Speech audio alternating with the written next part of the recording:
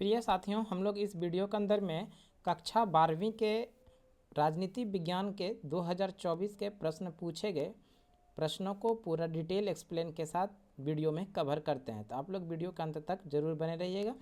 इस वीडियो के पहले हम एक वीडियो बनाए हैं जिसमें कि क्वेश्चन नंबर 1 से लेके 15 तक को पूरे एक्सप्लेन के साथ पढ़ाए हैं, तो उस वीडियो को भी ज़रूर देख लीजिएगा। तो इस वीडियो को शुरू करते हैं। इसमें क्वेश्चन नंबर 16 से आगे बढ़ते हैं। देखिए क्वेश्चन नंबर 16 में क्या दिया गया है। 16 में दिया गया है बिहार में पंचायत निकायों में महिलाओं को 50% आरक्षण किस वर्ष प्रदान किया गया। तो ये भी ध्यान रखेंगे, बिहार ही भारत का पहला ऐसा राज्य है जिसमें महिलाओं को 50% महिलाओं को नगर पंचायत में यानी पंचायत चुनाव के अंदर में 50% का आरक्षण दिया गया। तो ये भी इम्पोर्टेंट क्वेश्चन है। भारत का पहला राज्य बिहार बना जहाँ पर ग्राम पंचायत के अंदर महिलाओं को 50% का आरक्षण दिया गया। तो ये जो किया गया था तो 2006 ईस्वी में, 2006 ऑप्शन नंबर बी में है। तो option number B is the correct answer.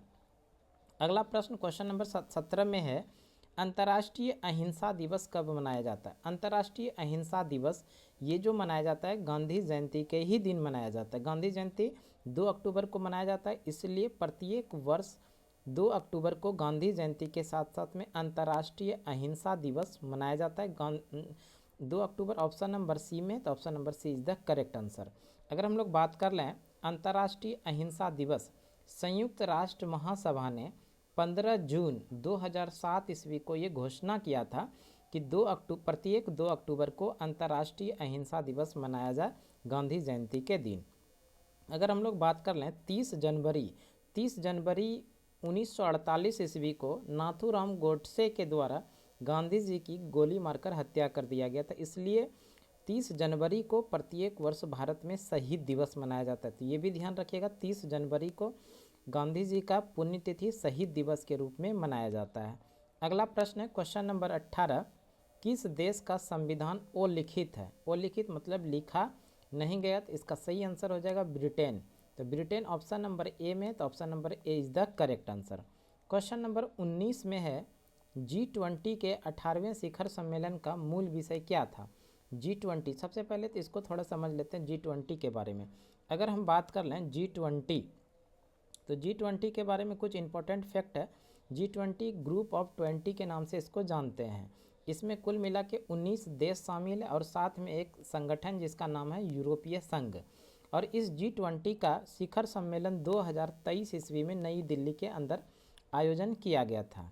और अगर हम लोग बात कर लें G20 में कौन कौन से देश शामिल हैं, तो ध्यान रखिएगा, अर्जेंटीना है, ऑस्ट्रेलिया है, ब्राज़ील है, कनाडा है, चीन है, फ्रांस है, जर्मनी है, भारत है, Indonesia, Italy, Japan, Korea, Mexico, रूस, सऊदी अरब, दक्षिण अफ्रीका, तुर्की और अमेरिका। इस तरह से G20 के ये देश शामिल देश, जो G20 में शामिल देश, उन सभी देशों का नाम है। देखिए प्रश्न में क्या पूछा गया था, G20 के 18वें शिखर सम्मेलन का मूल विषय क्या था। तो इसका जो मूल विषय था, एक धरती, एक परिवार और एक भविष्य था, ये मूल विषय था। और 2023 के अंदर 18वें शिखर सम्मेलन G20 का शिखर सम्मेलन का आयोजन सितंबर 2023 में कहाँ पर हुआ था, तो नई दिल्ली में हुआ था। तो इस तरह से G20 के 18वें शिखर सम्मेलन का मूल विषय एक धरती, एक परिवार और एक भविष्य, जो ऑप्शन नंबर ए में है। तो option number A is the correct answer. अगला प्रश्न देखिए क्या है, निम्नलिखित में से कौन सा देश G20 का सदस्य नहीं है। तो इंडोनेशिया तो G20 का सदस्य देश है, कनाडा भी है, चीन भी है। इसमें कौन सा देश शामिल नहीं है, तो बांग्लादेश जो है, बांग्लादेश G20 का सदस्य देश नहीं है। तो option number A is the correct answer. Next question है क्वेश्चन नंबर 21। क्वेश्चन नंबर 21 में है, केंद्र राज्य संबंध किस अनुसूची में शामिल है। केंद्र और राज्य के बीच में जो संबंध स्थापित करता है, ये सूची नंबर 7 में है। और इस अनुसूची नंबर 7 की बात कर लें हम लोग, तो अनुसूची नंबर 7 के पहले थोड़ा समझ लेते हैं। अनुसूची, भारतीय संविधान के मूल संविधान में अनुसूचियों की संख्या 8 था, जबकि वर्तमान समय में अनुसूचियों की संख्या कितना हो गया है, तो 12 हो गया। याद रखना है हम लोगों को, मूल संविधान में कितने अनुसूची थे, 8, और वर्तमान समय में अनुसूचियों की संख्या हो गया 12। अगर अनुसूची 7 की बात करें तो इसी अनुसूची 7 में संघ, राज्य के बीच में जो संबंध स्थापित करता है वो अनुसूची नंबर 7 के अंदर है। और इस अनुसूची में 3 प्रकार के सूचियों का प्रावधान है, जो संघ सूची है, राज्य सूची है और समवर्ती सूची है। संघ सूची में कानून बनाने का अधिकार केंद्र सरकार को है, जबकि राज्य सूची में कानून बनाने का अधिकार राज्य सरकार को है, और समवर्ती सूची में कानून बनाने का अधिकार केंद्र और राज्य दोनों को मिलकर है। अगर विवाद की स्थिति उत्पन्न होती है तो केंद्र सरकार के द्वारा जो कानून बनाया जाता है वही वैध माना जाता है। उसी तरह अनुसूची 8 की बात कर लें तो अनुसूची 8 भाषा से संबंधित है, और इस अनुसूची 8 में कुल मिला के भाषा 22 भाषाओं का उल्लेख है। आगे बात कर लें अनुसूची नंबर 6 की बात करें तो अनुसूची नंबर 6 में असम, मेघालय, त्रिपुरा, मिजोरम यानी जनजातीय क्षेत्र, भारत के पूर्वी राज्यों का जो जनजातीय क्षेत्र है असम, मेघालय, त्रिपुरा और मिजोरम, इन जनजातीय राज्यों में शासन और प्रशासन का उल्लेख मिलता है अनुसूची नंबर 6 के अंदर। अनुसूची नंबर 9 की बात करें तो अनुसूची नंबर 9 जो है ये मूल संविधान में तो नहीं था, पहला ही संविधान संशोधन जो 1951 ईस्वी में किया गया था, इसी पहला संविधान संशोधन 1951 के द्वारा अनुसूची नंबर 9 को जोड़ा गया था। और प्रथम संविधान संशोधन के द्वारा 1951 के द्वारा अनुसूची नंबर 9 जोड़ा गया। इसमें भूमि सुधार से संबंधित इसकी चर्चा है। अब हम लोग देख लेते हैं प्रश्न क्या था। प्रश्न पूछा गया था केंद्र राज्य संबंध किस अनुसूची में शामिल है, तो वो अनुसूची 7 में शामिल है, जो ऑप्शन नंबर ए में, तो option number A is the correct answer. Question number 22 में है कौन सा अनुच्छेद भारतीय संविधान की आत्मा के रूप में जाना जाता है। कौन सा अनुच्छेद? अनुच्छेद नंबर 32 जो है इनको संविधान की आत्मा के रूप में जानते हैं। तो ये भी ध्यान रखिएगा, संविधान का अनुच्छेद 32 को संविधान की आत्मा जो कहा था वो भीमराव अंबेडकर ने कहा था। संविधान की आत्मा अनुच्छेद 32 को किसने कहा था? तो भीमराव अंबेडकर साहब ने अनुच्छेद 32 को संविधान, भारतीय संविधान की आत्मा कहा था। अगर हम लोग बात कर लें अनुच्छेद 19 के अंदर जो रखा गया है वो स्वतंत्रता का अधिकार। इसी में एक और याद रखिएगा अनुच्छेद 19A, और अनुच्छेद 19A में प्रेस की स्वतंत्रता का उल्लेख है। प्रेस की स्वतंत्रता ये इंपॉर्टेंट है, जरूर ध्यान रखिएगा। अनुच्छेद 19A में क्या है? प्रेस की स्वतंत्रता, और अनुच्छेद 19 में स्वतंत्रता का अधिकार। अगर बात कर लें अनुच्छेद 25, तो अनुच्छेद 25 के अंदर धर्म एवं संस्कृति की स्वतंत्रता का उल्लेख है। उसी तरह अनुच्छेद 45 की बात करें तो इस अनुच्छेद 45 में 6 से 14 वर्ष तक के बच्चे को अनिवार्य व निःशुल्क शिक्षा का प्रावधान है। तो ये भी ध्यान रखिएगा अनुच्छेद 45 में क्या है। अनुच्छेद 45 में 6 से 14 वर्ष तक के बच्चे को अनिवार्य व निःशुल्क शिक्षा का प्रावधान है। प्रश्न जो पूछा गया था कौन सा अनुच्छेद भारतीय संविधान की आत्मा कहा जाता है, तो अनुच्छेद 32 को भारतीय संविधान की आत्मा कहा जाता है, जो भीमराव अंबेडकर ने पहली बार इसको कहा था।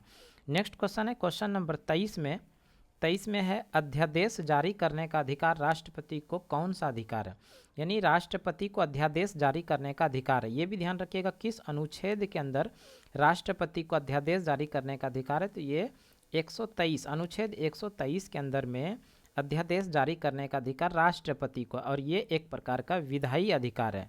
विधायी अधिकार ऑप्शन नंबर ए में, इसलिए option number A is the correct answer.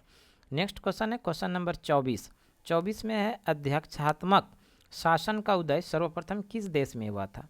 अध्यक्षात्मक शासन का उदय सर्वप्रथम जो हुआ था वो अमेरिका में हुआ था, और ये अमेरिका देखिए ऑप्शन नंबर ए में, तो option number A is the correct answer. Next question है क्वेश्चन नंबर 23 में एक्ट ईस्ट नीति किस प्रधानमंत्री के द्वारा नीति थी, यानी किस प्रधानमंत्री के द्वारा इसको शुरू की गई थी। एक्ट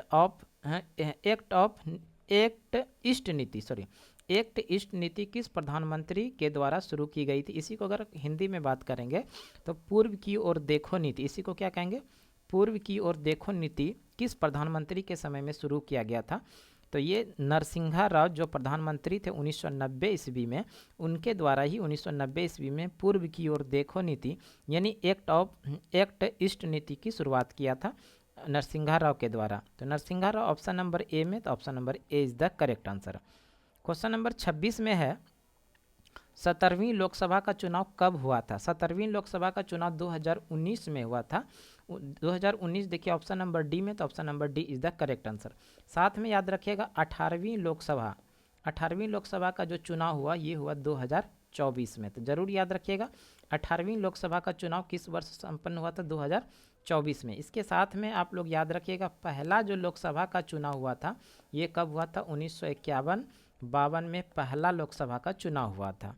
नेक्स्ट क्वेश्चन है क्वेश्चन नंबर 27 में, आम आदमी पार्टी का राष्ट्रीय पार्टी का दर्जा कब दिया गया। आम आदमी पार्टी को राष्ट्रीय पार्टी का दर्जा दिया गया था 2023 में। 2023 ऑप्शन नंबर डी में है, तो option number D is the correct answer. Next question है क्वेश्चन नंबर 28 में है, वर्तमान में भारत में कितने राष्ट्रीय राजनीतिक दल है। भारत में वर्तमान में कितने राष्ट्रीय राजनीतिक दल है, तो इसका सही आंसर हो जाएगा ऑप्शन नंबर बी जो 6 है। वर्तमान समय में भारत के कितने राष्ट्रीय राजनीतिक दल है, 6 है। इसके अलावा हम लोग समझते हैं कौन कौन से राष्ट्रीय राजनीतिक दल हैं। तो इसकी संख्या, राष्ट्रीय राजनीतिक दलों की संख्या 6 है। और ये कौन कौन सा है तो इसको भी जरूर ध्यान रखिएगा।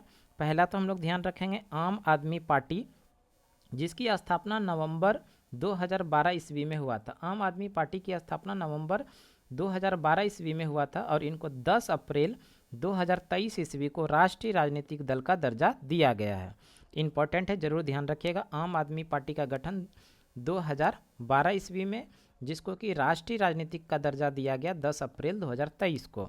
दूसरा राष्ट्रीय राजनीतिक दल के बारे में बात करें तो बसपा यानी बहुजन समाज पार्टी, जिसकी स्थापना अप्रैल 1984 ईस्वी में हुआ था। तीसरा राष्ट्रीय राजनीतिक दल के बारे में बात करें तो भाजपा भारतीय जनता पार्टी, जिसकी स्थापना अप्रैल 1980 ईस्वी में हुई थी। नेक्स्ट है CPIM यानी भारतीय कम्युनिस्ट पार्टी मार्क्सवादी, जिसकी स्थापना नवंबर 1964 ईस्वी में हुआ था। पांचवा जो राष्ट्रीय राजनीतिक दल है वो है कांग्रेस पार्टी, भारतीय राष्ट्रीय कांग्रेस, जिसकी स्थापना 28 दिसंबर 1885 को हुई थी। छठा जो है राष्ट्रीय राजनीतिक दल वो है NPP नेशनल पीपुल्स पार्टी, जिसकी स्थापना जनवरी 2015 ईस्वी में हुआ था। ये जो 6 दल है, ये 6 वो दल राष्ट्रीय राजनीतिक दल वाला है, यानी कि पूरे देश में ये चुनाव लड़ सकता है। इसको राष्ट्रीय राजनीतिक दल का दर्जा प्राप्त है। अगर हम लोग बात कर रहे हैं भारत में किसी भी दल को राष्ट्रीय राजनीतिक दल का दर्जा कौन देता है, तो वो चुनाव आयोग जरूर याद रखिएगा। अगर हम लोग थोड़ा चर्चा कर ले, चुनाव आयोग यानी निर्वाचन आयोग, चुनाव आयोग इसी का काम है किसी भी राजनीतिक दल को राष्ट्रीय राजनीतिक दल का दर्जा देना, उसका चुनाव चिन्ह प्रदान करना, ये सारा काम चुनाव आयोग का है। चुनाव आयोग के बारे में अगर बात कर लें तो इसकी स्थापना 25 जनवरी 1950 ईस्वी को हुई थी। इसका अगर हेडक्वार्टर की बात करें तो इसका हेडक्वार्टर नई दिल्ली में है। हेडक्वार्टर कहाँ पर है, नई दिल्ली में। अगर हम लोग बात कर रहे हैं 25 जनवरी को भारत में प्रत्येक वर्ष मतदाता दिवस के रूप में मनाया जाता है। मतदाता दिवस कब मनाया जाता है, 25 जनवरी को। तो नेक्स्ट क्वेश्चन देखते हैं अब हम लोग। अगला क्वेश्चन है नीति आयोग की स्थापना किस वर्ष की गई थी। नीति आयोग की स्थापना 1 जनवरी 2015 ईस्वी में किया गया था। 1 जनवरी 2015 ऑप्शन नंबर बी में है, तो option number B is the correct answer. अगर नीति आयोग के बारे में बात करें तो नीति आयोग ने किसका स्थान लिया, योजना आयोग का स्थान लिया। योजना आयोग को समाप्त करके इसी के स्थान पे एक नया आयोग आया जिसका नाम है नीति आयोग। नीति आयोग के अध्यक्ष जो होते हैं वो देश के जो प्रधानमंत्री होंगे, देश के प्रधानमंत्री वही नीति आयोग के अध्यक्ष होंगे। नेक्स्ट क्वेश्चन नंबर 30 है। 30 में है ताशकंद समझौता किन देशों के मध्य हस्ताक्षरित हुआ था, यानी ताशकंद समझौता जो हुआ था वो किन 2 देशों के मध्य हुआ था। तो ध्यान रखना है कि ताशकंद समझौता जो हुआ था भारत और पाकिस्तान के बीच में हुआ था, जो 10 जनवरी 1966 ईस्वी को हुआ था। ताशकंद समझौता भारत और पाकिस्तान के बीच 10 जनवरी 1966 ईस्वी को। भारत की तरफ से जो प्रतिनिधित्व किए थे यानी हस्ताक्षर जो हुआ था, देश के प्रधानमंत्री उस समय थे लाल बहादुर शास्त्री, और वहीं पर पाकिस्तान की ओर से जो प्रधानमंत्री थे वो अयूब खां। इन दोनों के हस्ताक्षर के माध्यम से ताशकंद समझौता हुआ था, जो 10 जनवरी 1966 ईस्वी को हुआ था। नेक्स्ट क्वेश्चन देखते हैं क्वेश्चन नंबर 31। क्वेश्चन नंबर 31 में है उच्चतम न्यायालय की स्थापना कब की गई थी। उच्चतम न्यायालय यानी सर्वोच्च न्यायालय की जो स्थापना की गई है 28 जनवरी 1950 ईस्वी को किया गया है। 1950 देखिए ऑप्शन नंबर सी में, तो option number C is the correct answer. वैसे अगर हम लोग ध्यान रखें उच्चतम न्यायालय जो है भारत का वो कहाँ पर है, तो नई दिल्ली में, इसको भी ध्यान रखना है। स्थापना 28 जनवरी 1950 ईस्वी को, option number C is the correct answer. Next question है क्वेश्चन नंबर 32। जनहित याचिका की शुरुआत की गई थी। जनहित याचिका की शुरुआत 1976 ईस्वी में की गई थी न्यायिक पहल द्वारा। न्यायिक पहल देखिए ऑप्शन नंबर सी में, तो option number C is the correct answer. Next question है भारत में राज्य विधानमंडल का उच्च सदन कौन सा होता है। किसी भी राज्य के अंदर में विधानमंडल का जो उच्च सदन होता है वो विधान परिषद होता है। विधान परिषद देखिए ऑप्शन नंबर बी में है, तो option number B is the correct answer. और किसी भी राज्य के अंदर विधानमंडल का जो निम्न सदन होता है वो विधान सभा होता है। वैसे ये पूछा उच्च सदन, तो इसलिए इसका सही आंसर हो जाएगा विधान परिषद। नेक्स्ट क्वेश्चन है क्वेश्चन नंबर 34 में 86वां संविधान संशोधन संबंधित है। 86वां संविधान संशोधन जो हुआ था ये हुआ था 2002 में, और इसी 86वें संविधान संशोधन के द्वारा 6 से 14 वर्ष तक के बच्चों को अनिवार्य व निःशुल्क शिक्षा का प्रावधान किया गया था। ये किससे संबंधित है, शिक्षा से के अधिकार से। तो इस तरह से option number A is the correct answer. Next question है अनुच्छेद 355 का सर्वप्रथम प्रयोग कब किया गया था। अनुच्छेद 355 का सर्वप्रथम जो प्रयोग किया गया था वो 2023 ईस्वी में किया गया था। 2023 ऑप्शन नंबर डी में, तो option number D is the correct answer. Next question है क्वेश्चन नंबर 36। क्वेश्चन नंबर 36 में है भारतीय संसद का निम्न सदन कौन सा होता है।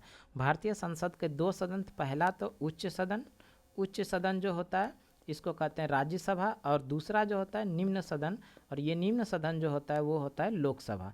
प्रश्न में पूछा गया निम्न सदन, तो निम्न सदन कौन सा आ जाएगा, भारतीय संसद का निम्न सदन हो जाएगा आपका लोकसभा, जो ऑप्शन नंबर सी में, तो option number C is the correct answer. Next question क्या है, पंचशील सिद्धांत के प्रतिपादक थे। पंचशील सिद्धांत के प्रतिपादक कौन थे, वो थे पंडित जवाहरलाल नेहरू, तो option number B is the correct answer. ये भी ध्यान रखिएगा पंचशील समझौता 1954 ईस्वी में पाकिस्तान के बीच में, सॉरी पाकिस्तान नहीं चीन के बीच में हुआ था। भारत और चाइना के बीच में समझौता हुआ था जिसको कि हम लोग पंचशील समझौता के नाम से जानते हैं, जिस पर कि भारत की तरफ से हस्ताक्षर किए थे पंडित जवाहरलाल नेहरू ने, तो option number B is the correct answer. Next question है क्वेश्चन नंबर 38 में सुरक्षा परिषद के अस्थायी सदस्यों की संख्या कितनी है। सबसे पहले तो बात कर लें सुरक्षा परिषद, और इसी सुरक्षा परिषद को दुनिया का पुलिसमैन कहा जाता है। दुनिया का पुलिसमैन किसे कहा जाता है, सुरक्षा परिषद।